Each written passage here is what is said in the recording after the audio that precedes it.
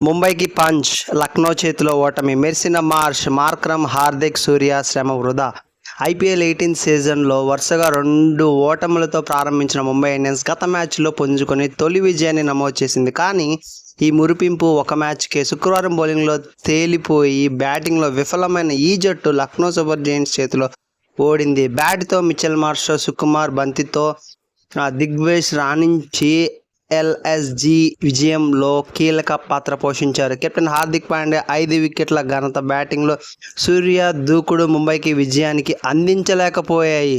లక్నో అదరగొట్టింది. శుక్రవారం ఆ జట్టు 12 పరుగుల తేడాతో ముంబైని ఓడించింది. మొదట బ్యాటింగ్ చేసిన లక్నో 8 వికెట్లకి 203 పరుగులు చేసింది. మిచెల్ మార్ష్ 60, మార్క్రమ్ 53 సత్తా చాటారు. హార్దిక్ 5 వికెట్లు తీశాడు, బంతితో మెరిశాడు. ఛేదంలో ముంబై 5 వికెట్లకి 191 పరుగులకే చేయగలిగింది. సూర్యకుమార్ యాదవ్ 67, అమన్దీప్ 46 పోరాటం ఫలితం ఇవ్వలేదు.